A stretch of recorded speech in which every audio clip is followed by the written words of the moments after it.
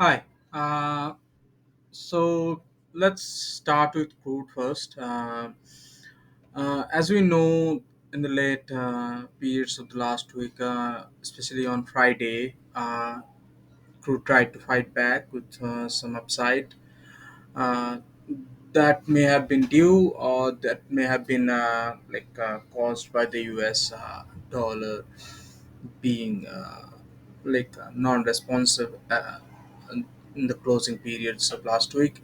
So what uh, what we'll do is we'll go through the indicators, different indicators, and how I am seeing the prices. So first of all, if we go through our core strategy, which is the super trend and Fisher, uh, it's pretty evident that we are still in the bearish Fisher period. But since there is obviously an up and down in price, and the momentum kind of has shifted to the upside, we need to be careful about what we do, because this is not really close to the super trend as well. There is a big gap, uh, close to 1%, and the price can drop all of a sudden. So for the moment, we don't really have a trade, but as the time progresses, there might be uh, like pullbacks, which in a normal scenario would be open to taking trades on the upside. But since we are not on the Fisher bullish Fisher at all, it doesn't really matter hmm, uh, right now. So that's about it. So also the Fibonacci of the past move, it's closing to the that 618 mark, which is considered sometimes the golden ratio. It's pretty close, and we can see that there has been support through last couple of weeks there. Uh, so that's another cause for concern, and maybe try to push the price back down. So it's not that gold has sorry oil has just been pull, pushing up on on Friday. It has done so today as well. It's up close to 1% from where it closed. uh, the movement is solid. We have continuation of green bars. No, really, not really.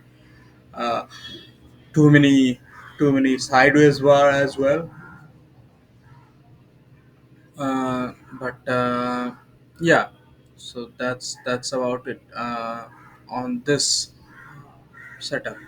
Now if we move to the other setup, we can see that the price is already very close to that 200 EMA mark. So this purple color m- moving average is the 200 EMA. It's quite close, and if we compare it, it is also like the previous one. It's pretty close to that continued support of the 618 ratio.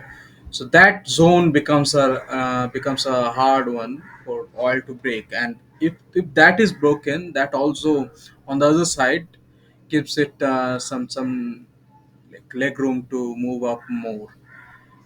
Also, there are other indicators which show that the price has somewhat reached the top. The RSI has been exhausted since Friday itself, and it's about trading in that above 70 zone for the last 12 hours or so.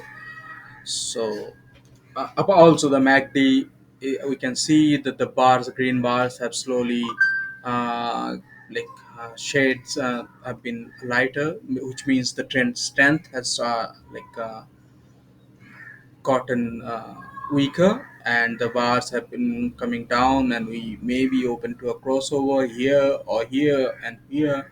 So all these zones becomes active at the moment. So this is an active zone. This is an this is an active zone. This becomes an active zone, and then this becomes an active zone of like for downside reversals of some kind, and or indication of that as well. So for that remains also a case in the other chart, but we have the crossover mark pretty lower at the moment, which would be somewhere around here.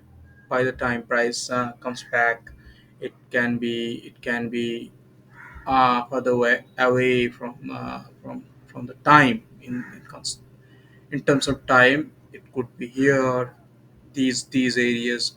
It could go on. So for the moment, it's pretty close to 76, the breakdown level. And as you can see, the price was also very pretty close to the upper boundary on the Bollinger Bands. It's just right at the most active support or resistance zones, um, which side we are looking at. Uh, it's, which means if there is a breakout, it becomes easier for the price to climb more towards the 80s, these levels. But if it is like getting resisted, it could fall back to that 72, 73 area pretty fast. So apart from these two, there is a simpler moving average strategy which we implemented previously. As you can see, the RSI is pretty exhausted at 77.5 now. The price, as you can see, is very at a resistance area, but the moving average is giving a signal, which is generally a good thing. This is 21 versus 50, the the setting. This is the setting 21 versus 50, and it's on the 1 hour charts. We can do the 4 hour charts as well, which can be a little smoother, but there is no signal there, and prices obviously in a very long term bearish trend from 20th of October, which is exactly 1 month ago. So this is a long bearish trend which the point started here. The mm, if we see a short thread at this point, at this point, it's going to be very big. Uh, so that's a big move. But yeah, it doesn't matter.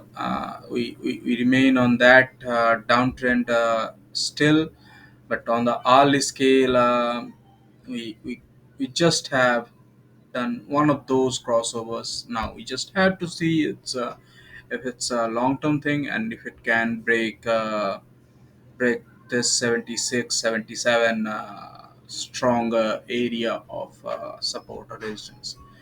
So that's pretty much it for crude. We also have to look out for the EIA in the midweek. We can also see the API, which generally indicates a similar data only uh, about 16 hours prior to the event. Uh, also, the 26th of November OPEC meeting becomes, as I said, very vital in the next 2 months, or crude's supply demand scenario as a whole for the rest of the year. Uh, so if there are no further cuts or something like that, I think oil will not see that much boost. It could still carry to the 80 mark, and that would remain as the like fair value area for oil. But if there are more cuts, it could trigger a move to the towards 90s. Or if there is like as you said, dovish like approach, if they remain with no cuts and they don't forecast any cuts in the next year, and the approach becomes conservative, then $70 oil could become the new norm. So that's, I think, is